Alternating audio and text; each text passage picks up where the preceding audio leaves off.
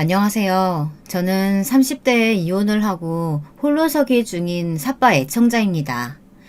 이 사연 채널을 보다 보면 친구들이 저에게 하는 말이 있어요. 너 이런 거 보면 시집 못 간다. 장난스레 하는 말이지만 저는 거기에 웃으며 화답하곤 합니다. 어차피 시집은 안 갈 거야. 나 혼자 쭉 이대로 살련다. 네, 저는 재혼을 한다거나 그럴 생각이 아직은 없습니다. 아마 이 생각은 쉽게 변하지 않을 것 같아요. 왜냐하면 제가 겪은 시댁은 정말이지 최악의 시댁이었고, 전 이미 이 사연 채널에 제보하기 전 여러 곳에 제 한탄글을 올렸을 만큼 마음이 많이 지치고 힘들었거든요. 그래서인지 다시 결혼을 해서 시댁과 모자란 남편을 감당하고 싶지 않답니다. 그럼 이제 제 이야기가 궁금하실 테니 하나씩 차분히 들려드릴게요. 끝까지 들어주시고 응원의 댓글도 남겨주신다면 감사하겠습니다. 여러분들은 취미 활동이 있으신가요? 저는 회사 생활을 하면서 일에만 치여서 하는 타입이었어요. 요즘 말로 워커홀릭이라고 하죠. 연애나 취미나 이런 것엔 딱히 관심을 두지 않았죠.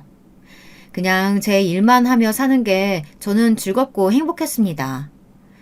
그런데 그렇게 20대를 걸쳐 30대 중반에 오니 주변에서 더 초조해 하더라고요. 특히 저희 아빠가 심하셨어요. 딸, 우리 딸이 결혼 안 하겠다는 독신주의자인 건 아는데 아빠는 좀 그래.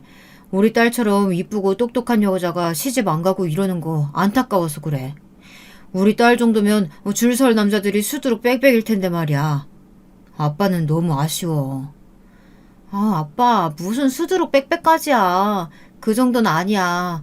아빠는 나를 너무 과대평가하는 경향이 있다니까. 아직은 비혼주의긴 하지만, 혹시나 만약에 좋아하는 남자 생기거나 하면 결혼 생각해 볼게요.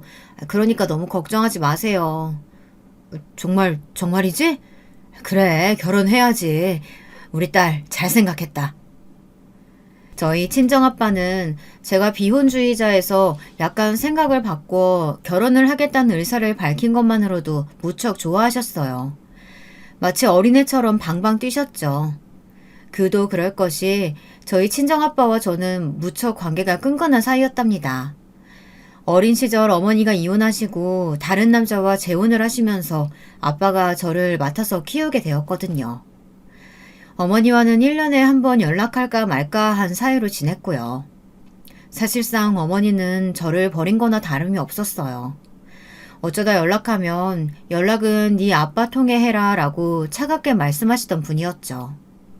아마 다른 아이들이었다면 방황도 했을 테고 힘들었을 테지만 저는 뭐든 아낌없이 제게 사랑을 주시던 아빠 덕분에 학교 생활도 잘 마치고 어머니에 대한 원망도 별로 들지 않았어요. 저희 친정아빠가 말할 것 같으면 체력은 우락부락 하신데요. 속은 한없이 순둥이이신 그런 스타일이세요. 겉모습만 보면 약간 무섭다는 인상이 강해서 친구들도 처음엔 저희 아빠를 어려워했어요. 하지만 나중에는 우리 아빠를 아저씨라고 곧잘 부르며 거리낌 없이 대했죠. 그리고 아빠는 사랑을 표현하시는 데 있어서도 아낌없이 하시는 편이었습니다. 보통의 아빠들이랑은 다른 점이었죠. 그래서 친구들이 저를 많이 부러워하곤 했어요. 우리 민주는 아빠한테 있어서 보물 1호야. 아빠가 얼마나 우리 딸을 믿고 사랑하는지 알지? 참 아빠. 그런 끈적거리는 말 그만해. 나 부끄러워 죽겠어. 아빠 오늘도 동네 아줌마들한테 갑자기 내 자랑하고 그랬다며? 공부 잘한다는 소리 못하러 해. 그렇다고 내가 무슨 서울대 갈 성적도 아닌데. 서울대까지는 아니어도 명문대 갈 실력인데 그 정도면 동네방네 떠들고 제껴야지. 우리 딸은 성적 순위도 손가락 5개 밖으로 넘어간 적이 없는데 아빠는 민주 너 대학 가면 플랜카드라도 걸고 싶은 심정이야. 그 말에 절대 그러지 말라고 반색하며 저도 슬그머니 웃고 있었습니다. 아빠는 제게 큰 지지대였고 인생을 살아가는 데 있어 나침반과 같은 분이셨어요. 또 저를 키우기 위해 시골에서 올라와 서울에 정착하기까지 그 숱한 고생을 하시고 그러시면서도 힘들다는 티 한 번 내지 않으신 안쓰러운 분이었죠. 그러니 그런 제가 결혼을 하지 않고 노처녀로 지낸다는 것은 아빠에게 퍽 받아들이기 힘든 사실이었을 겁니다. 그러던 어느 날 아빠가 은근슬쩍 자신의 지인에게 소개받은 남자가 한 명 있다고 만나보지 않겠냐고 권유를 해왔어요. 솔직한 마음은 거절이었는데 아빠의 말이니 들어주는 신용이라도 해야겠다는 생각이 들더라고요. 우리 딸 오늘 너무 긴장하지 말고 화이팅해. 아빠가 듣기로는 사람이 성실하고 인성도 괜찮다고 하더라. 건너 지인이라 잘은 모르지만 아무튼 조건보다는 인성이 중요하니까 민주 네가 잘 봐봐. 알았지? 마음에 안 들면 걷어차버리고. 아빠는 소개팅 자리 전까지 제게 전화를 걸어 화이팅 구호를 넣으셨는데요. 저와 그 남자가 이어지길 바라는 그 반절한 마음이 약간 부담되는 것도 사실이었어요. 그래도 아빠를 생각해 억지로 나간 자리였습니다. 그런데 여기서 이렇게 인연이 이어질 줄은 정말 상상도 못했죠. 어쩌면 모든 비극의 시작은 이날, 이 시점이었던 것 같습니다. 전 남편과의 첫 만남 자리에서 저는 첫눈에 반한다는 말이 무엇인지 알게 됐고, 전 남편 역시 제게 똑같은 감정을 느꼈습니다. 거기다 둘 다 비혼주의를 지향했다는 점도 같았어요. 여러 부모에서 공통점이 많다 보니 감정이 커지는 건 순식간이더군요. 난 솔직히 민주 너를 이렇게까지 사랑하게 될지 몰랐어. 그 자린 나도 우리 엄마 도촉 때문에 나간 자리였으니까. 사실 나는 그냥 한 기업의 연구원이고 평범한 직장인인데 어떻게 보면 너라는 멋진 사람 알게 되고 사귀고 우리가 결혼을 앞두고 있다는 게 믿기지가 않아. 우리 오빠 말 이쁘게 하는데 뭐 있다니까. 오빠가 그렇게 생각해주니까 고마워. 나는 우리가 직업도 비슷하고 가치관도 비슷하니까 잘 살 거라고 생각해. 그 누구보다도.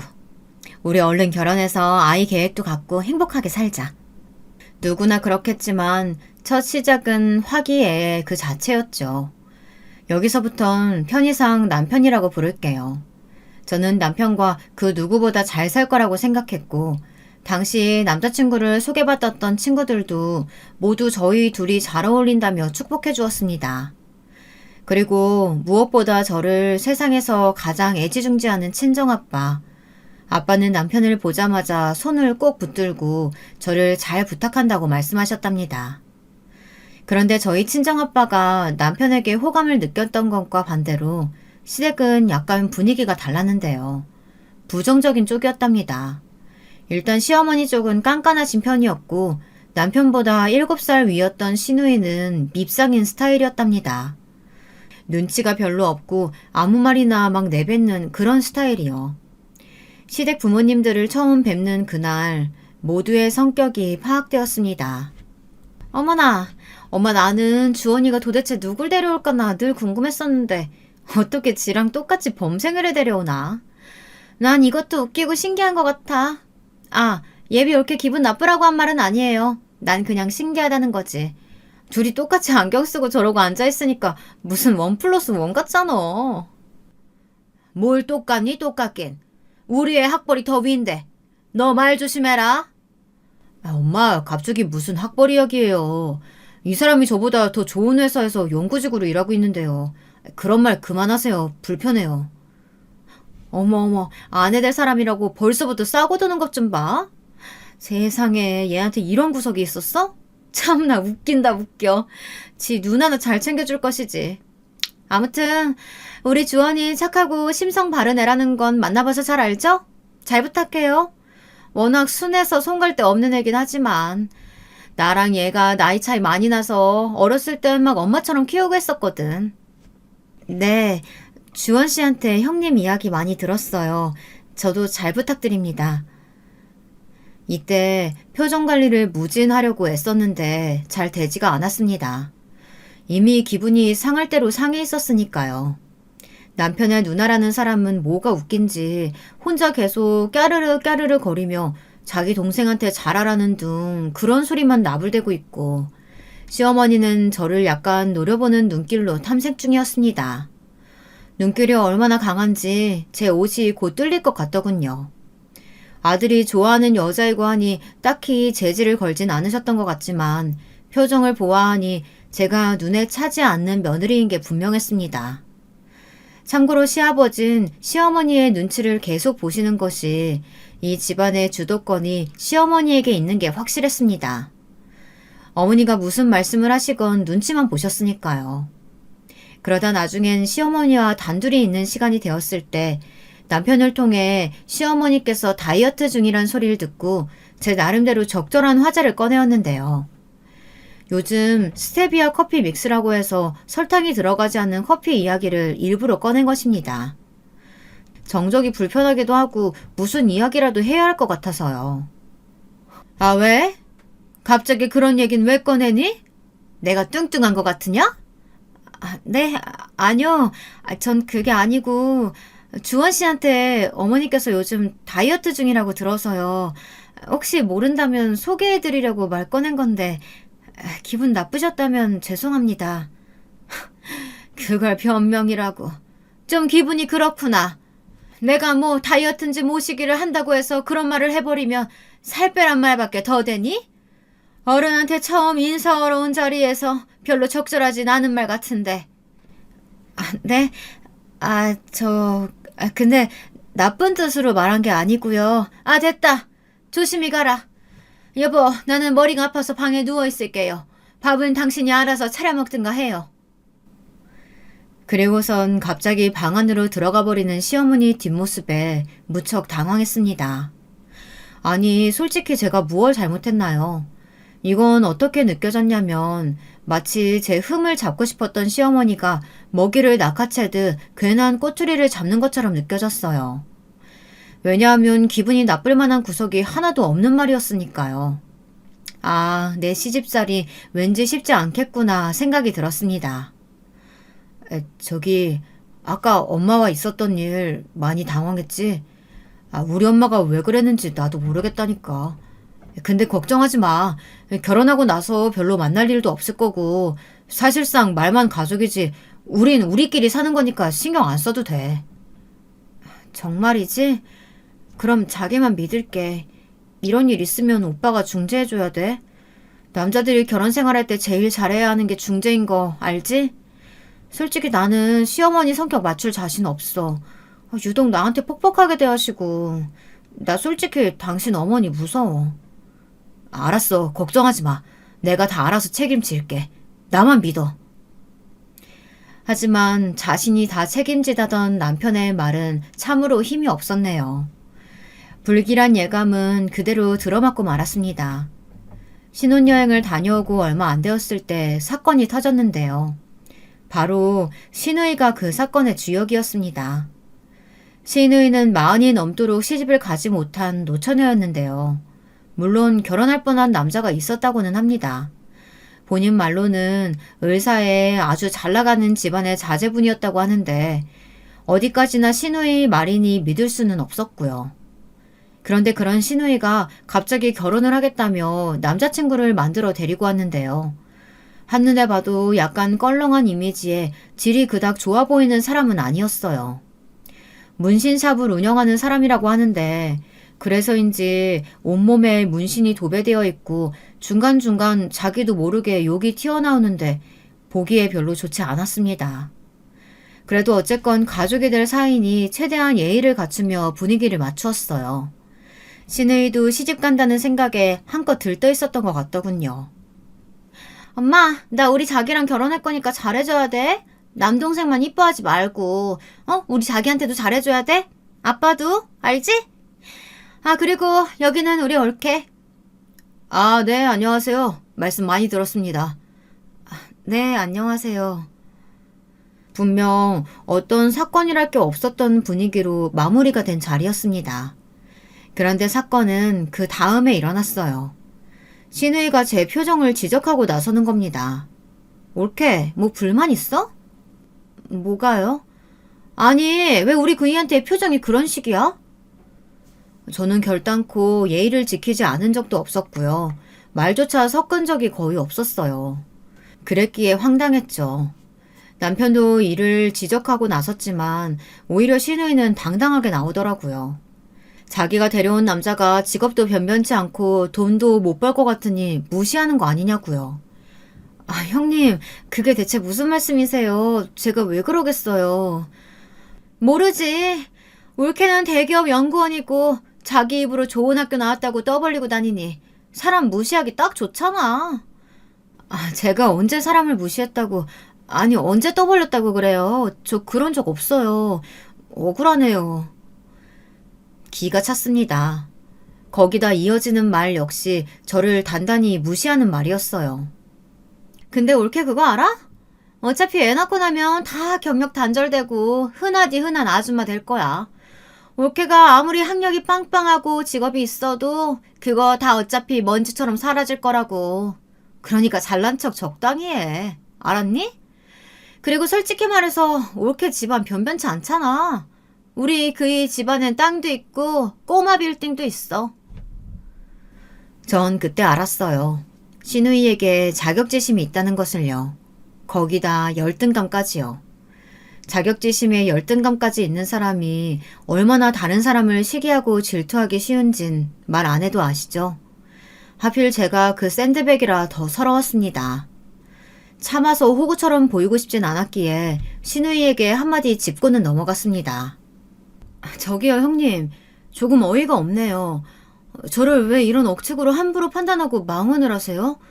형님이 하신 말 기분 나쁘네요. 제가 말실수한 게 있다면 저도 인정하고 잘못됐다 말씀드리겠지만요.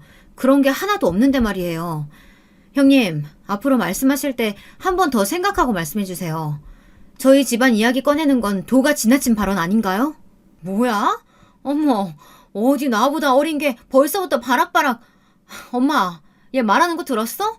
아, 나 진짜 너무 모욕적이야. 이런 치욕이 어딨어? 엄마, 정말 나 너무 서럽다. 야, 너도 듣고만 있지 말고 뭐라고 말 좀 해봐. 네 마누라가 지금 누나한테 이러고 있는데 가만히 있냐? 내 와이프가 다 맞는 말 했구만. 뭐가 문젠데. 누나야말로 자중해. 적당히 하라고. 자격지심도 적당히 있어야지. 사람 그렇게 나쁜 사람으로 몰아가고 분위기 험악하게 만들면 마음이 편하냐? 나도 오늘은 이 정도 하고 넘어가겠지만 다음번에도 누나가 이런 식으로 내 와이프한테 괜히 시비 걸고 막말하면 가만히 있지 않을 거야. 남편의 시원한 말 한마디에 신우이는 얼굴이 울그락불그락해지더니 자기 방으로 뛰어 들어가 버렸어요.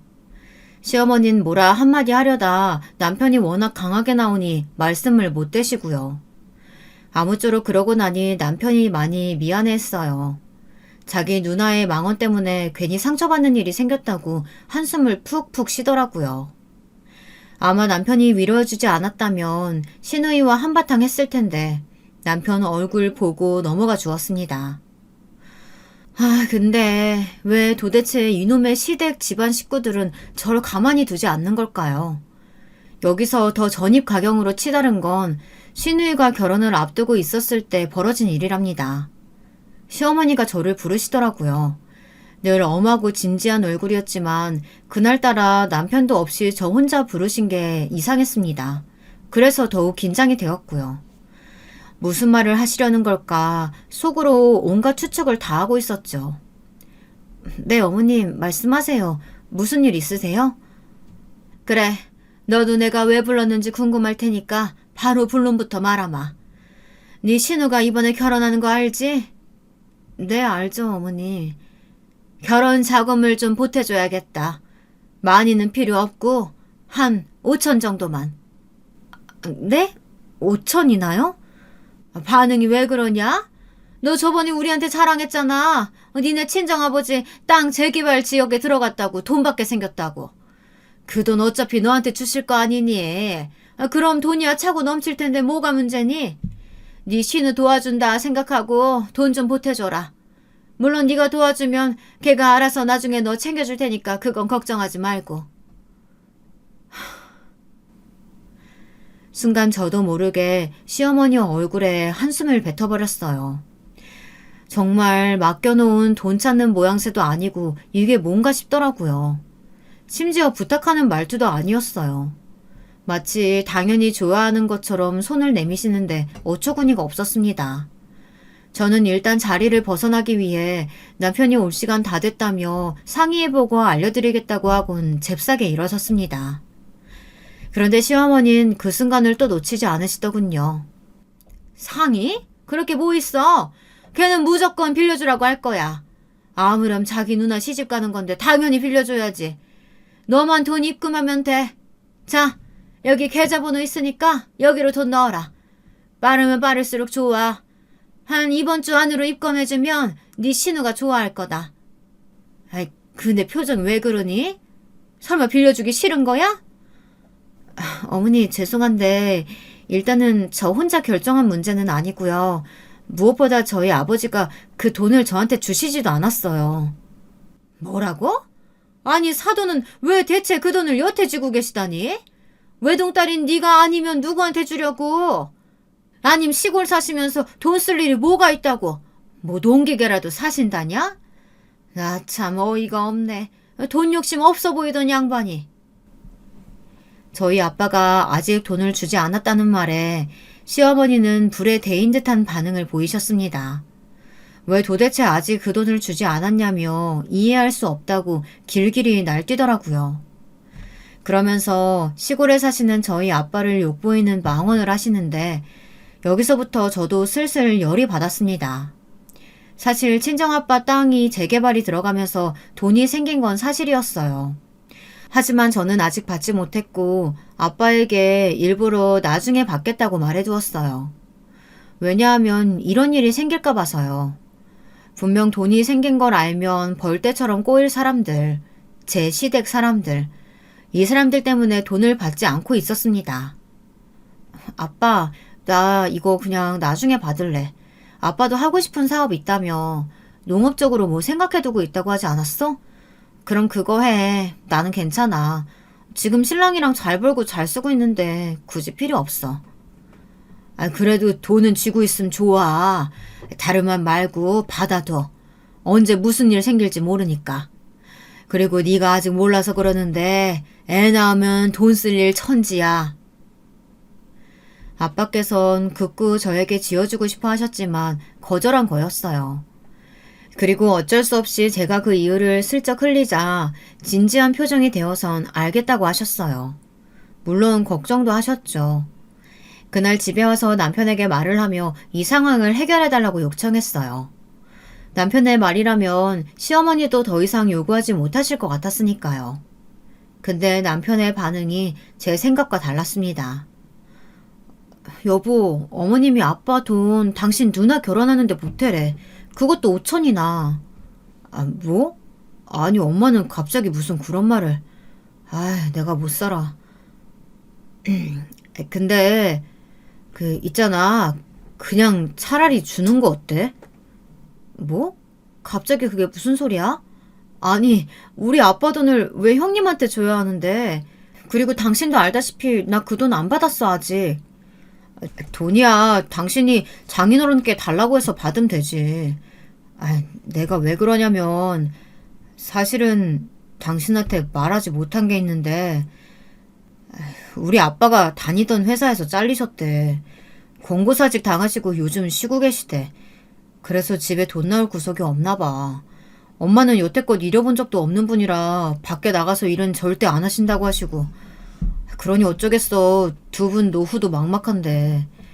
지금 우리한테 용돈 안 달라고 하는 것만으로도 기적 같은 일이야. 누나 결혼식 돈 보태달란 말도 노후 때문에 더 그러시는 걸 거야. 그냥 효도한다 생각하고 이번에 해드리면 엄마 아빠도 더 말 안 나오지 않을까? 시아버지는 한 회사에서 오래 근무를 하셨고 시어머니는 가정주부셨는데 알고 보니 시아버지가 회사에서 권고사직을 당하셨던 겁니다. 그 때문에 저에게 그 돈을 부탁하신 거라고요. 남편의 말을 들으니 생각이 많아졌어요. 만약 이 돈을 해주지 않는다면 분명 여러 해 동안 저를 괴롭히실 테고 언젠가 용돈도 요구하실 텐데 그냥 해드리는 게 낫지 않을까 하는 생각이 들었습니다. 그렇게 생각을 정리하고 가다듬고 있을 그때 신우이에게 전화가 걸려왔어요. 올케. 너무 고마워. 언니한테 들었는데 올케가 돈 해주기로 했다며? 나 너무 감동받았지 뭐야? 우리 올케가 이렇게 마음 넓고 넉넉한 사람인지 몰랐네. 알았으면 진즉 잘해줬을 텐데. 아무튼 올케, 내가 너무 고맙고 사랑해. 가족 좋다는 걸 이럴 때 느끼네. 내가 신혼여행 갔다 오면서 올케 선물은 명품백으로 해둘게. 아, 네? 형님, 그게 무슨 말씀이세요? 제가 돈을 드리기로 했다고요? 당황한 저에게 신우이는 자기 말만 늘어놓더라고요. 방금 시어머니한테서 연락을 받았다면서요. 이게 어떻게 된 일인가 혼란스러워할 때 문득 남편이 떠올랐고 전화를 해 물어보자 남편은 순순히 고백을 해왔습니다. 아니 그걸 왜 날 상의도 없이 당신이 멋대로 결정해? 그럼 안 되는 거 아니야? 미안. 나는 당신도 내 의견에 동의하는 줄 알았어. 아니었나? 아무 말 없길래 그런 줄 알았지. 정말 남편이 이토록 원망스럽고 싫었던 적은 결혼 생활을 하면서 이때가 처음이었어요. 왜 그걸 제 상의도 없이 자신이 결정한 것인지, 그것도 제 돈도 아닌 아빠 돈을 말이에요. 저는 다시 시어머니에게 전화를 걸어 그 돈은 못 해드리겠다고 정확히 못을 박아야겠다고 다짐했어요. 그런데 여기서 남편은 못마땅한 목소리로 그러더군요. 장인어른도 동의하셨어. 우리 집 일인데 흔쾌히 주시겠다고 하더라고. 뭐? 당신 우리 아빠한테까지 말한 거야, 이걸? 여기서 저는 한 번 더 개거품을 물고 쓰러질 뻔했습니다. 아무리 그래도 그렇지 어떻게 저희 아빠한테까지 말할 수가 있나요? 전화로 말씀드릴 일은 아닌 것 같아 저는 아빠를 보러 시골로 내려갔습니다. 그러자 아빠는 흥분해서 씩씩거리는 저를 앉혀놓고 차분히 말씀하시더군요. 당신께서 제가 시집살이로 고생하는 게 싫으시고 이번에 돈을 주면 아마 잠잠해질 테니 자신도 오래 고민 끝에 결정했다고요. 그리고 재개발로 받은 액수가 워낙 상당해서 5천은 가뿐하다며 버리는 돈 셈치고 주어도 괜찮다고요. 아빠 그래도요. 그건 아빠 돈이잖아요. 나는 싫어요. 민주야, 이번만은 아빠 의견 따라줘라. 아빠도 이미 장서방한테 말 다 해둔 거고 이제 와서 물으기 싫어. 그깟 돈 없다 치면 그만이야. 아빠가 딸 생각해서 그 마음에 주는 거니까 너도 아빠 마음 좀 알아줘. 응? 아빠의 의견이 강해 결국 어쩔 수 없이 그 돈은 시누이에게 고스란히 넘어가게 되었답니다. 시누이와 시어머니는 어찌나 좋아하시던지 돈을 건네드린 그날은 제가 좋아하는 갈비찜에 해물탕에 목구멍으로 넘어가지도 않을 음식을 한 상 차려주셨더라고요. 우리 집안에 이런 며느리가 들어온 게 행운이라나 뭐라나 마음에도 없는 말을 한가득 하시면서 말이죠. 저는 그냥 어색한 얼굴로 앉아 갈비나 뜯다 왔습니다. 남편에게는 이미 단단히 실망한 뒤라 집으로 오는 길에도 별 말은 하지 않았어요. 남편도 연신 제 눈치를 보았고요. 본인도 잘못을 한 건 알아서 그날부터 시키지 않은 집안일이며 뭐며 열심히 하더라고요. 그리고 아빠에게선 문자가 도착했는데요. 문자를 받고 한참이나 눈시울을 붉혔습니다. 우리 딸, 아빠가 항상 사랑하는 거 알지? 아빠한테 삐지지 말고 아빠가 늘 너를 사랑하고 믿는다는 것만 알아줘. 아빠가 잘못한 게 뭐 있다고 이런 말씀을 하시는지 결혼하고 난 뒤 아빠에 대한 소중함, 애틋함을 더 느끼는 일이었네요. 그러던 어느 날 마음이 너무나 철렁하는 일이 생기고 말았는데요. 이 일로 시댁도 남편도 제 머릿속에서 싹그리 다 지워져 버렸습니다. 저를 애지중지 키우신 친정아빠가 갑작스레 쓰러지신 거예요. 저는 울면서 곧장 아빠가 있는 병원으로 달려갔어요. 아빠는 파리한 기색으로 수액을 맞고 계셨죠. 담당 의사 선생님을 만나보니 약간은 심각한 얼굴로 말을 이어나가시더라고요. 환자분께서 말씀을 안 하셨나 봅니다. 환자분 지금 대장암이십니다. 수술도 받으셨어요. 네? 우리 아빠가요? 말도 안 돼. 네, 대장암 3기이십니다. 선생님의 말을 듣는 순간 저는 비명을 지르듯이 오열했습니다. 친정아빠가 요즘 따라 연락이 뜸하시긴 했지만 그렇다고 큰 병을 앓고 계시리라곤 상상도 못했기 때문이죠. 저는 아빠를 부르며 왜 진작 말씀하지 않았냐고 원망의 목소리를 내뱉었습니다. 그러자 아빠는 저를 걱정시키기 싫었다고 어차피 나을 암인데 뭐하러 말을 하냐고 하더군요.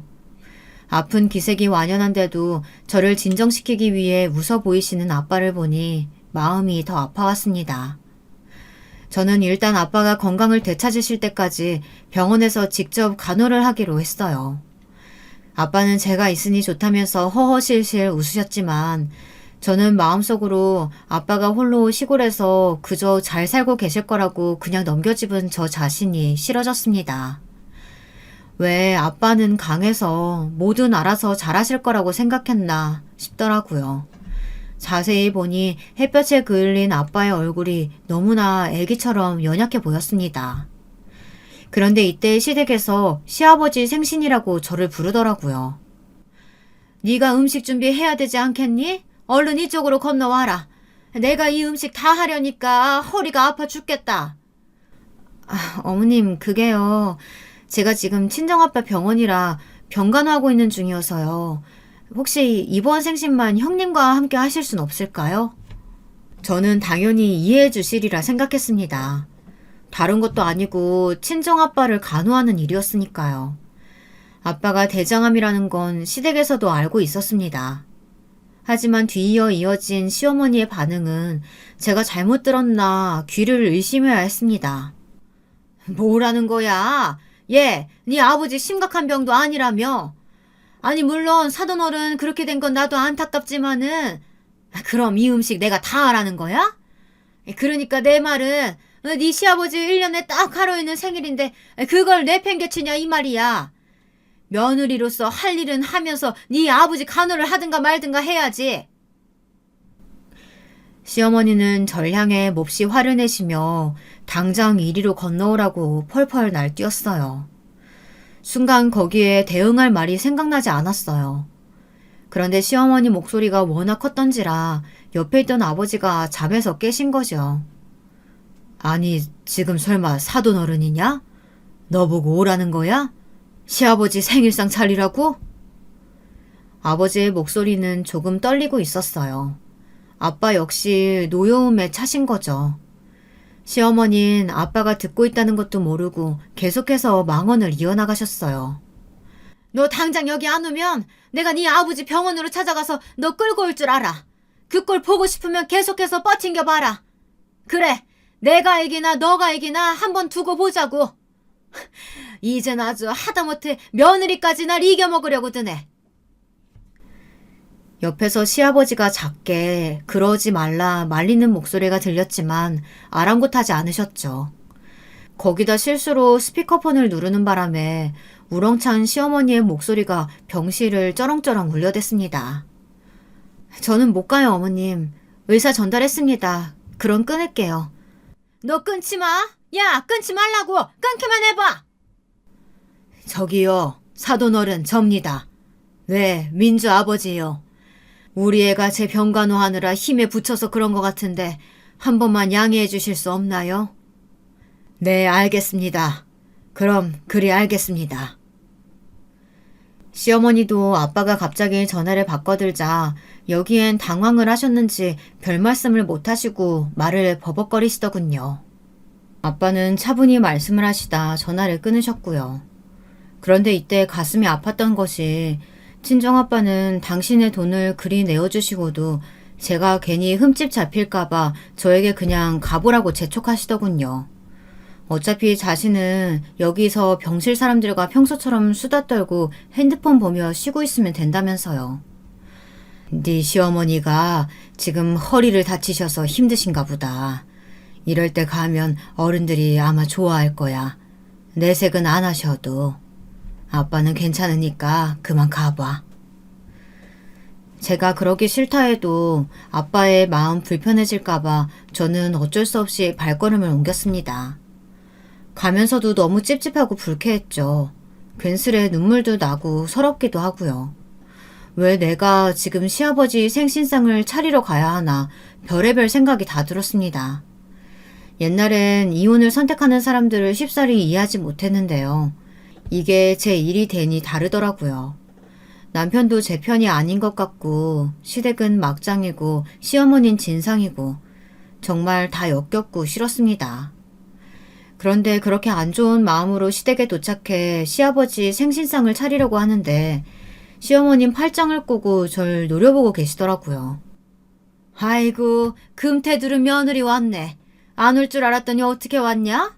네 아버지가 너 못 간다 해서 나랑 네 시누이가 아주 땀을 한 바가지 흘려가면서 일했는데 말이야. 그러니까 일 다 끝나니까 오네. 저기 올케, 내가 이런 말 안 하려고 했는데 친정아빠 병간호한다는 핑계로 우리 아빠 생일 내팽개쳐버리는 거 그거 우리 아빠 입장에선 엄청 속상한 일이야. 알아? 올케도 이번 건 좀 너무했다고 생각해. 두 사람이 번갈아가며 저를 쏘아대는 사이 저는 더 화가 치밀고 있었어요. 그 사이 낀 시아버지는 이도저도 못한 채 말씀을 못하고 계셨습니다. 마치 자신의 생일날 죄인이 된 듯한 얼굴로 저를 보시는데 그런 시아버지의 얼굴을 보니 여기서 더 소란을 만들고 싶지 않았어요. 하지만 그럼에도 할 말은 해야 했어요. 형님, 어머님, 제가 다른 일로 못 온 것도 아니고 저희 아버지 병간호 때문에 못 온 거예요. 모르시는 것도 아니면서 그만하세요. 두 분이서 왜 이렇게 저를 못 잡아먹어 안달인지 모르겠네요. 쥐잡듯 들들 볶는 거 저도 너무 지치고 힘들어요. 그리고 이런 날 제 남편 부를 수도 있는 거 아닌가요? 왜 집에서 편히 쉬고 있는 남편은 안 부르고 저를 부르시는 건가요? 저는 그것도 이해가 안 되네요. 뭐라고? 아니 너야말로 머리가 어떻게 된 거 아니니? 왜 걔가 부엌에 들어가서 일을 해? 거기서부터 또 시작되었죠. 남자는 부엌에 들어가는 거 아니다. 그런 말을 도대체 어디서 배웠냐? 어디서 배워먹은 버르장머리냐? 비슷한 말들이 반복되는 이 말씨름에 환멸이 날 지경이었습니다. 거기서 저희 아빠 돈을 5천이나 받은 시누이는 시어머니 말에 얼씨구나 맞다 맞장구를 쳐가며 버릇없는 며느리로 저를 몰아가고 있었죠. 그런데 이때 갑자기 비밀번호 키 누르는 소리가 들리더라고요. 남편이 들어온 거였어요. 자다 일어난 새집 모양의 머리로 들어온 남편은 잠시 이광경을 보다 무슨 일이냐고 묻더군요. 제가 울먹이며 그대로 상황을 설명했더니 남편은 이런 대답을 내놓았습니다. 아, 참, 당신도 적당히 하지 그랬어. 내가 그랬잖아. 사람이 늘 중간을 지킬 줄 알아야 한다고. 아, 엄마, 누나, 이해해줘요. 이 사람이 요즘 장인어른 때문에 신경이 많이 예민하고 날카롭잖아. 실화일까요? 이걸 어떻게 받아들여야 할지 도저히 모르겠더군요. 제가 한마디를 하려던 차에 시어머니가 더 기세가 등등해져서 잽싸게 끼어들었습니다. 아유, 아들, 나 날카로운 며느리 비위 맞추기 힘들어. 엄마도 이제 나이 들었다고. 아까는 제가 뭘 하는지 아니? 너는 왜 안 부르고 자기를 부르냐고 그러더라. 아니, 네가 무슨 요리를 할 줄 안다고 저런 말을 짓거리고 있는지. 아, 난 아무튼 제 비위 못 맞추겠으니까 네가 어떻게든 해봐라. 마누라 교육을 잘 시키든 기를 잘 들이란 말이야. 교육을 시키란 말에 화가 나 제가 획 소리를 질러버렸습니다. 마음 같아선 당장이라도 이혼을 외치고 싶은 심정이었어요. 당신 아들 반품할 테니 데려가라고요. 허나 이 끝은 너무나 기막히게 끝나버렸습니다. 바로 시아버지가 참다 못해 한마디를 지르신 것이었어요. 아, 그만들 좀 해. 시끄러워 죽겠어. 그깟 생일 안 차려줘도 되니까 당신도 며느리 그만 잡고. 시아버지가 정리를 해버렸으니 저는 그 길로 바로 시댁문을 박차고 나갔습니다. 서러워 눈물이 흐르려는 걸 꾹 참으면서요. 남편과는 냉전에 돌입했습니다. 각방을 쓰고 말 한마디도 섞지 않은 채 그렇게 제 나름의 시위를 이어간 것이었어요. 웃긴 건 남편도 전처럼 눈치를 보지 않더라고요. 오히려 뻔뻔하게 자기 아침상 차려먹고 설거지도 안 한 채 그대로 집을 나가고 들어올 땐 술에 잔뜩 취한 채 노래를 흥얼거리며 들어오더라고요. 얼마나 꼴보기 싫던지요. 그 소리가 듣기 싫어 귀마개를 하고 잠을 청해야 했습니다. 덕분에 저희의 아이 계획도 없던 걸로 되었어요. 하지만 그러던 어느 날 더더욱이나 마음을 심란하게 하는 일이 생겼는데요. 바로 저희 친정 아빠의 병이 차도가 없었다는 겁니다. 항암 치료를 받으시고 바로 좋아질 거라는 기대는 안 했지만 아빠는 다시 병원을 왔다 갔다 해야 하실 정도로 힘들어 하셨습니다. 그 모습을 보니 저도 근심과 걱정 어린 마음에 쉽사리 잠을 이룰 수 없었어요. 이를 터놓을 수 있는 형제 자매도 없었으니 더 그랬죠. 그때는 처음으로 나에게 친정 식구가 한 명이라도 더 있었으면 좋았겠다 이런 생각이 들더라고요. 그리고 문득 깨달았습니다. 저희 친정아빠가 그 자리를 다 채워주고 계셨다는 걸요. 엄마의 자리도 친구의 자리도 아빠는 마치 그게 당신이 해야 할 몫인 것처럼 알게 모르게 채워주고 계셨습니다. 그리고 저는 지금껏 그것을 미처 몰랐던 부끄러움에 속절없이 눈물이 흘렀습니다. 민주야, 힘들지? 아빠가 아프니까 우리 딸이 고생이네. 아니야, 고생이긴. 아픈 당사자인 아빠만 하겠어? 나는 하나도 힘들지 않아. 그냥 아빠가 얼른 건강해졌으면 좋겠어. 내가 어제 교회 가서 기도드렸어. 나는 그런 신 믿지도 않는데 얼른 아빠 나아지라고. 아빠는 저의 마음을 안다는 듯 손을 잡아주셨습니다. 그 온기에 눈시울이 또 한 번 붉어졌어요. 그렇게 간절한 희망으로 아빠를 간호하고 있었네요. 그런데 남편이 이런 저를 향해 스치듯 말을 하는데 그것이 또 도화선이 되어 저와 남편의 사이를 완전히 멀어지게 만들었습니다. 아니 당신 허구한 날 거기 왔다 갔다 하느라 집안일은 완전히 엉망되고 있는 거 알아? 거기다 이번엔 회사까지 퇴직한다고? 아니 나는 솔직히 모르겠어. 어르신들 병이야 자연스레 안 좋았다 좋았다 할 건데 그때마다 다 내팽개치고 거기로 갈 거야? 당신은 가만 보면 생각이 없는 사람 같아. 무슨 효녀 심청도 아니고 그러는 거 좀 웃긴다. 당신 지금 뭐라고 했어? 내가 퇴사한 게 당신한테 무슨 영향이 간다고. 아, 우리 집 생활비가 줄어들어서? 정확히 말하면 당신이 쓸 수 있는 돈이 줄어서? 그리고 우리 아빠가 지금 생사의 고비 넘기며 힘겹게 버티시는 중인데 유일한 자식인 내가 그 곁을 지키는 건 당연한 거 아니야? 그러자 남편은 발끈하며 본심을 꺼내놓더군요. 자신은 처음부터 자기 엄마에게 반항하는 제 모습이 꼴보기 싫었는데 꾹 참고 편 들어줬다고. 근데 이제는 모든 걸 제멋대로 결정하는 게 자신을 무시하는 거라고요. 나도 당신한테 질릴 만큼 질렸어. 참나 가진 거 없는 출신에 사람 하나만 보고 결혼했더니 땅을 치고 후회한다.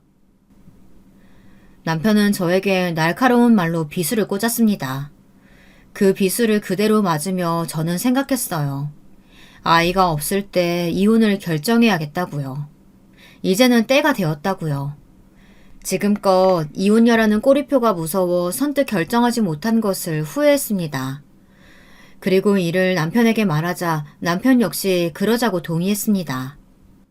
그래 갈라서자. 나야 아쉬울 거 하나 없어. 남편의 호기로운 말에 저 역시도 미소를 지어주었습니다. 결정은 내렸지만 아직 병이 완쾌되지 않은 아빠에게 이 사실을 말하자니 마음에 걸리더라고요. 아빠에겐 조금 이따 말하기로 하고 시댁에 먼저 그것을 선언했습니다. 시어머니는 역시나 예상한 반응대로 박수라도 짝짝 칠 기세로 그러더군요.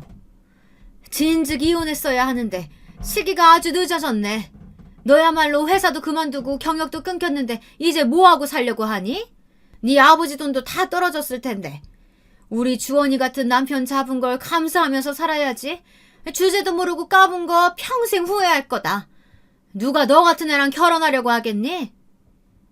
어머니, 지금 제 걱정해 주시는 건가요? 그러실 때가 아닐 텐데요. 저 잘 살 거예요. 어머님 아들보다는 훨씬요. 그러니까 제 걱정하지 마시고 아드님 걱정이나 하세요. 회사에서 평판 안 좋고 일 안 해서 곧 잘릴 위기에 놓인 사람을 걱정하는 게 맞지 않겠어요? 뭐? 누가 잘리긴 잘려? 말 같지도 않은 소리라고 앉아있네. 사실 남편이나 시어머니가 이렇게 당당하게 나올 수 있었던 것은 제가 아빠에게 받았던 금액을 일부분 속였기 때문입니다. 남편은 제게로 넘어올 돈이 없다고 생각했으니까요. 그러나 사실은 그게 아니었습니다. 아빠는 재개발로 서울 지역의 아파트를 두 채나 사고도 남을 돈을 받으셨고, 실제로 건물을 사서 그곳을 제 명의로 해두셨습니다. 당신께서 몸이 다시 아파지시고 나니 혹시 모를 일을 걱정하시면서요. 민주야, 혹시나 아빠가 잘못되면 이 돈으로 편히 살아야 한다. 물론 잘못될 일은 없겠지만 혹시 모르니까. 아빠, 왜 그런 말을 해? 그런 말 하지 마. 내가 어떻게든 아빠 낫게 할 거야. 저의 간절함을 드디어 하늘이 알아주신 건지 아빠는 제가 남편과 이혼을 결정했을 때쯤부터 몸이 점점 나아지기 시작하셨습니다. 시골로 돌아가실 수 있게 되었죠. 저는 아빠가 제 명의로 해둔 건물을 관리하며 그 주변에 집을 하나 샀고요. 이제 남편과 이혼 서류에 사인하고 혼자가 될 날만을 고대하고 있었습니다. 그런데 어느 날 그 광경을 보고선 순순히 남편과 이혼해줄 생각을 접게 되었는데요. 잠깐 집에 두고 온 짐이 있어 가지러 갔다 그만 남편과 상간녀의 대화를 듣게 된 것입니다. 둘 사이는 못해도 1년은 되어 있었어요. 상간녀는 언제 이혼하냐며 남편을 재촉하고 있었습니다. 당신 바람 폈어? 나는 다른 건 몰라도 바람은 못 참아. 곱게 이혼은 안 되겠다. 바람? 야, 증거 있어? 웃기고 있네. 제가 나중에 남편을 추궁했을 땐 뻔뻔하게 둘러대기까지 하더라고요. 이미 전 그날 업체를 통해 증거 자료를 다 수집했는데 말이죠. 상간녀와 숙박업소를 들어가는 사진, 다정하게 스킨십하는 사진, 둘이 놀이공원에 간 사진들을 보며 부들부들 배신감에 떨었습니다. 망할 놈, 네가 끝까지 화를 자초하는구나. 그런데 이 와중에 시어머니에게서 전화가 걸려왔더군요. 너 요즘 놀고 있지? 내가 마지막으로 너 생각해주는 마음으로 제의하려고 한다. 여기 와서 집안일 좀 거들어라. 네 시누이가 이번에 강남의 개포동 좋은 집으로 이사했는데 집이 워낙에 넓어서 혼자 하기 힘들다고 하는구나. 아, 물론 돈은 줄 테니까 걱정하지 말고 그걸로 친정 아버지 병원비 보태라. 그래요? 잘 됐네요. 갈게요. 시어머니의 전화를 받자마자 드디어 복수할 기회가 왔다고 생각했습니다. 이참에 제가 가진 건물을 밝힐 겸 시댁 식구들을 짓밟아주려고 다짐했어요. 지금까지 당한 일 그대로 넘길 수 없었습니다. 제가 주술을 받아 시누이 집에 가자 시누이와 시어머니가 웃으며 저를 반겨주더군요. 그리고 거기엔 남편의 상간녀까지 있었습니다. 셋이서 오붓하게 티파티를 벌이고 있더라고요.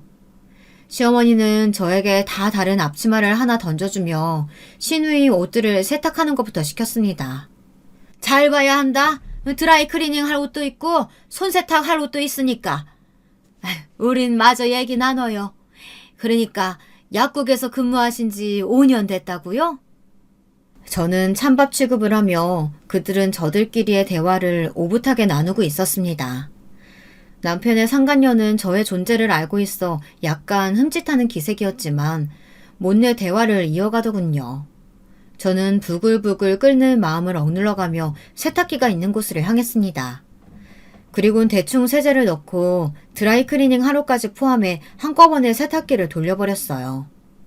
그 와중에도 하하호호 웃는 소리가 여기까지 들려오는데 정말 미쳐버리겠더군요. 우리 아들이 성질이 고약한 나쁜 애를 만나서 얘는 여자복이 없나 보다 했어요. 아가씨 보니까 근데 아닌가 보네. 우리 애가 여자복이 있었어. 그러게나 말이야. 그나저나 그 팔찌 유명 브랜드 팔찌 아니에요? 나 너무 갖고 싶었는데 세상에 너무 잘 어울린다 올케. 올케라고 불러도 되죠? 저는 그 목소리들을 들으며 빨래가 다 되기만을 기다렸어요. 그리고 때마침 시어머니가 잘했는지 검사하러 오더라고요. 역시나 세탁한 빨랫감들을 보더니 호들갑을 떨기 시작했죠. 하지만 저는 그 이상을 상상하진 못했습니다. 갑자기 옆에 있던 옷걸이로 마치 짐승을 패듯 저를 때리기 시작한 거예요. 제가 악 하는 비명소리를 내지도 못하고 엎어졌는데 그럼에도 불구하고 계속해서 매질을 했습니다. 그만하세요, 그만. 아파요. 아프다는 말을 겨우 꺼냈을 때쯤 시어머니는 잠시 매질을 멈추더니 씩씩거렸습니다. 내 아들하고 이혼한다는 말 면전에 대고 했을 때도 괘씸해 죽을 뻔했는데 이게 감히 어디 옷을 대충 빨고 지랄이야. 저는 거의 도망치듯 그 집을 빠져나왔어요. 애초에 제 진짜 정체를 밝히겠다는 계획은 무너졌고 가슴이 터져나갈 것처럼 아팠어요. 그 와중에 생각나는 사람은 단 한 사람, 저희 친정아빠뿐이었습니다. 아빠, 저 맞았어요. 아빠, 나 이혼하고 싶어요. 기다려라, 딸아. 아빠만 믿어. 거기 어디니? 주소만 보내봐. 기다려라, 딸아. 아빠만 믿어. 거기 어디야? 주소만 보내봐. 아빠는 울먹이는 제 목소리를 듣자마자 차분히 대응하시더니 곧 여기로 오시겠다고 했습니다.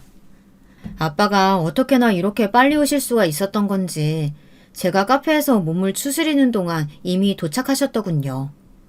그리고 전 놀랐습니다. 아빠의 손에는 곡괭이가 들려져 있었어요. 아빠는 시댁에 도착하자마자 곡괭이로 물건들을 다 깨부수기 시작했어요. 상간녀와 시어머니, 시누이, 세 여자 모두 아빠의 행동을 말리지 못했습니다. 저조차 말리지 못했어요. 아빠가 그렇게 분노하신 모습은 생전 처음 보는 모습이었습니다. 감히 내 딸을 이런 식으로 대해? 거지 집안이랑 상종 안 하려고 했는데 이거 안 되겠네. 자, 당신이 무시하고 천대하는 우리 딸 앞으로 있는 건물이니까 똑똑히 보시오. 그리고 내가 부신 물건값 참고하시오. 가자, 민주야.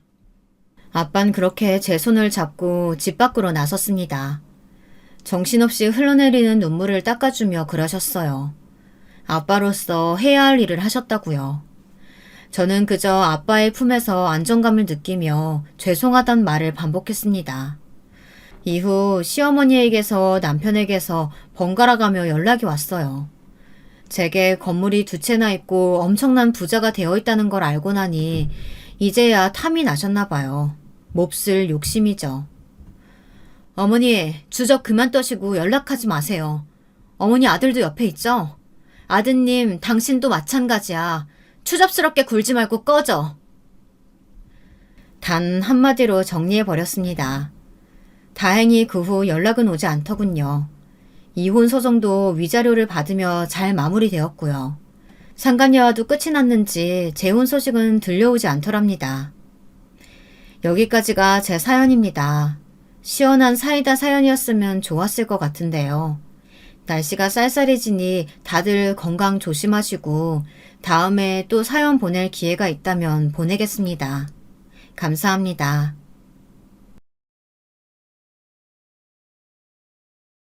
안녕하세요. 시간 날 때마다 사연에 빠지다 애청하고 있는 애독자입니다. 저도 사연을 보내보고 싶은 마음은 늘 굴뚝 같았으나 생각으로 하는 거랑 막상 진짜 글로 써보는 거랑은 천지 차이라는 것을 알기에 그냥 눌러두고만 있었어요. 그런데 어느 시댁 사연에서 등장한 시어머니 때문에 제가 겪었던 일화가 너무나도 생생하게 떠오르고 말았습니다.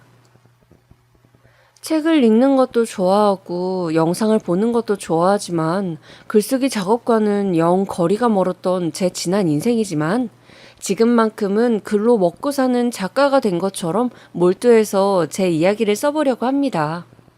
부족한 점이 있다면 사연에 빠지다 측에서 잘 정리해 주실 것이라 믿고 말이죠. 어디서부터 제가 겪었던 그 이야기를 꺼내야 할지 약간 막막한데 아마 그날이 시작이었던 것 같습니다. 저녁거리 장을 봐서 집으로 가려던 참이었어요. 전화가 걸려오더라고요. 모르는 번호였는데 일단 받아봤습니다. 저 성국이 오빠랑 만나고 있는 사람인데요. 젊은 여자 목소리가 딱 그렇게 자기소개를 해왔어요. 저는 상황 자체가 너무 말이 안 되고 갑작스러우니까 네? 뭐라고요? 누구시라고요? 멍청하게 그런 반문만 몇 번을 반복했습니다. 당황한 저와는 다르게 상대 측은 아주 차분하다 못해 침착하였죠. 아휴, 왜 자꾸 못 알아들으시는 척 하시는 거예요? 저요, 그쪽 남편 김성국이랑 만나는 여자라고요, 제가. 또박또박한 발음으로 내뱉어진 그 대목을 듣자마자 정신이 아득해지더라고요. 그때 그 순간에 모든 것은 영원함으로 남아서 저의 기억 속에 생생하게 박제되었습니다. 그날의 흐릿했던 날씨며 조금 습했던 롯데마트의 주차장. 제가 차 옆에서 멍하게 선 채로 전화를 받고 있으니까 뒷차 주인이 옆으로 좀 비켜서라며 툴툴댔던 그것까지도. 저는 정말 어제 일이 아니라 마치 오늘 조금 전에 일어났던 일처럼 모든 것을 다 기억합니다. 참담함으로 눈을 질끈 감으며 덜덜 떨리는 손으로는 휴대폰을 놓치지 않으려고 애를 쓰면서 제가 간신히 받아쳤어요. 요즘 뉴스에서 보이스피싱? 뭐 그런 거가 성행한다고 주의하라고 대대적으로 말들을 하던데 그런 건가 보죠? 제 남편 팔아서 결국은 돈 내놓으라는 얘기로 갈 거죠? 정말 할 일 더럽게 없으신가 보네요. 저 이런 거에 안 속습니다. 번지수 잘못 짚으셨어요. 지금에야 보이스피싱이라는 게 유명한 걸 넘어서서 전 세대가 모르는 사람이 없을 정도의 범죄 행위가 되었지만 당시에는 새로운 사기 수법으로 등장해서 슬슬 퍼져가던 때였습니다. 그래서 저는 당황함으로 백지가 된 머릿속으로도 그걸 떠올려냈던 것이죠. 아하, 이게 바로 그 보이스피싱이라는 사기 범죄구나 싶어서요. 그런데요, 전화 상대가 갑자기 웃더라고요. 막 웃었어요. 상황을 부정하고 있는 제가 가짱코 가소롭다는 듯이 말입니다. 안 믿고 싶으신 마음은 이해합니다. 그리고 너무 갑작스러우셨을 테죠? 전화 끊고 바로 증거 보내드릴게요. 연락은 다음에 다시. 그쪽이 생각 정리되실 때 하기로 해요, 우리. 증거요? 증거는 무슨 증거? 야, 이 사기꾼아. 아주 태연하게 말을 하네. 여보세요? 여보세요? 자기 할 말만 하고 끊어버린 상대. 제 머릿속에는 우리라는 그 단어가 주는 불쾌감이 소용돌이치고 있었습니다. 우리라뇨? 언제 봤다고, 언제 알았다고 대뜸 우리래요? 지금 다시 생각해도 진짜 기분 나쁘네요. 저는 차에 들어앉아서는 시동도 못 걸고 휴대폰만 빤히 쳐다보고 있었습니다. 그 증거라는 게 도착할까 봐서요. 그런데 아무것도 안 오더라고요. 에이, 그럼 그렇지. 이런 식으로 사기치면서 어떻게든 돈을 뜯어내려는 거였겠지? 그런 생각을 하면서 저는 시동을 걸고 조금 나아진 기분으로 마트의 주차장을 빠져나갔습니다. 그리고 얼마 안 되어서 곧바로 띠링 하고 문자 도착 알림 소리가 차 안에 울려 퍼졌습니다. 그때 정말 온몸에 찬물을 뒤집어 쓴 기분이 들었어요. 신호에 걸렸을 때 저는 휴대폰을 확인했습니다. 너무 당황스럽고 기가 막히면 입에서 똑바로 말이 안 나오더군요.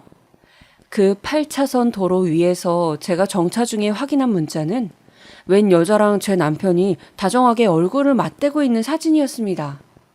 그걸 확인하고 있는데 연달아 문자가 계속 도착했어요.